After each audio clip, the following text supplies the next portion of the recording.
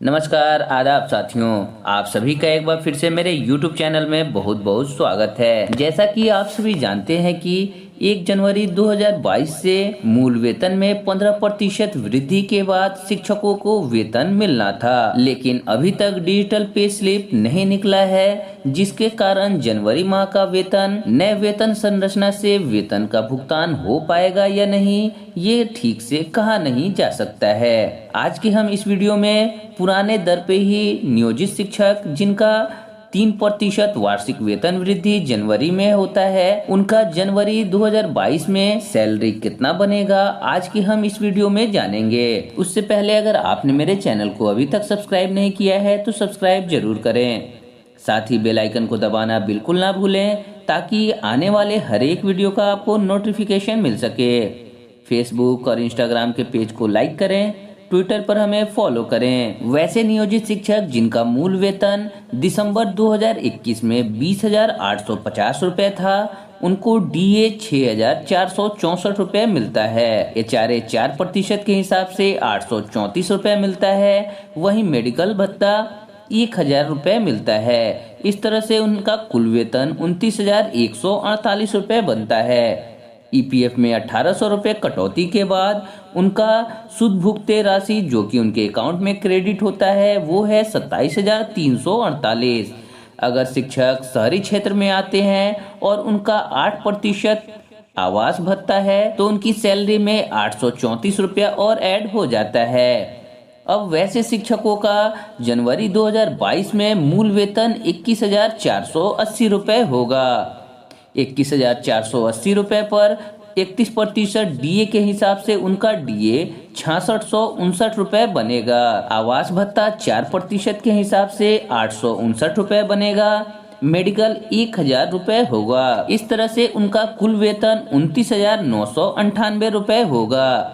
EPF में 1,800 रुपए की कटौती के बाद उनका कुल वेतन जो कि उनके अकाउंट में क्रेडिट होगा वो है 28,198 रुपए। एचआरए 8% की स्थिति में शिक्षकों को 859 रुपए उनके वेतन में और जुट जाएगा। वैसे शिक्षक जिनका दिसंबर 2021 में मूल वेतन 22,020 रुपए है, उन्हें महंगाई भत्ता 31% के हिसाब से 6,826 रुपए मिलता है। आवास भत्ता 4% के हिसाब से 881 रुपए होता है। मेडिकल भत्ता 1,000 रुपए उन्हें मिलता है। इस तरह से उनका कुल वेतन 30,727 रुपए बनता है। ईपीएफ में 1,800 रुपए की कटौती के बाद उनका जो कुल वेतन बनता है वो है 28,927 रुपए। आवास भत्ता 8% की स्थिति में 881 रुपया उनके अकाउंट में और क्रेडिट होगा। वैसे शिक्षक जिनका मूल वेतन दिसंबर 2021 में 22,020 रुपए था, उन्हें जनवरी 2022 में 22,690 रुपए मूल वेतन मिलेगा। इस तरह से महंगाई भत्ता उनको 31% के हिसाब से 7,034 रुपए मिलेगा।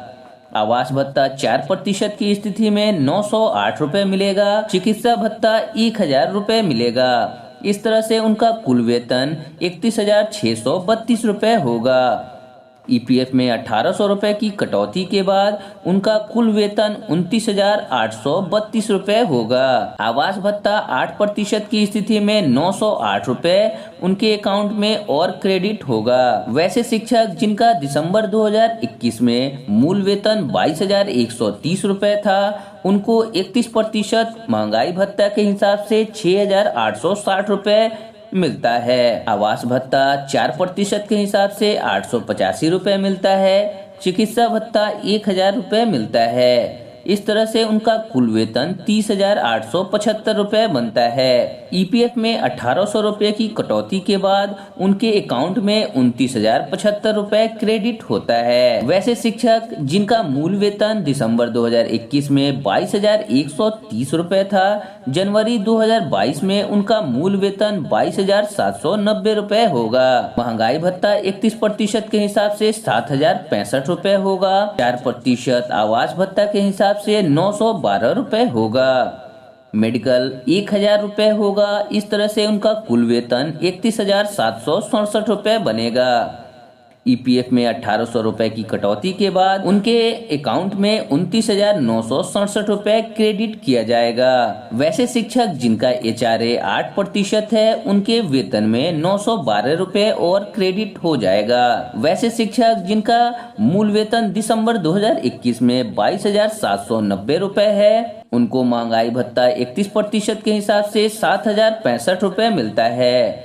आवास भत्ता 4% के हिसाब से 912 रुपए मिलता है। वहीं मेडिकल भत्ता 1,000 रुपए मिलता है। इस तरह से उनका कुल वेतन 31,767 रुपए बनता है। 1,800 रुपए ईपीएफ में कटौती के बाद उनके अकाउंट में 29,967 रुपए क्रेडिट होता है। अगर आवास भत्ता 8% होगा तो उनके अकाउंट में 912 रुपए और क्रेडिट हो जाएगा। वैसे शिक्षक जिनका मूल वेतन दिसंबर 2021 में 22,790 रुपए था, वो जनवरी 2022 में 23,480 रुपए हो जाएगा। इस तरह से उनका महंगाई भत्ता 31% के हिसाब से 7,279 रुपए बनेगा। आवास भत्ता 4% के हिसाब से 939 रुपए होगा। वहीं मेडिकल भत्ता 1,000 रुपए होगा। इस तरह से उनका कुल वेतन 32,698 रुपए बनेगा। ईपीएफ में 1,800 रुपए की कटौती के बाद उनका कुल वेतन 30,898 रुपए उनके अकाउंट में क्रेडिट होगा। अगर शिक्षकों का 15% बढ़ोतरी वाला पे फिक्सेशन स्लिप ऑनलाइन कैलकुलेटर से निकलने लगेगा तो इस रेट से उनको भुगतान नहीं किया जाएगा। उनका भुगतान नए वेतन संरचना के अनुसार होगा।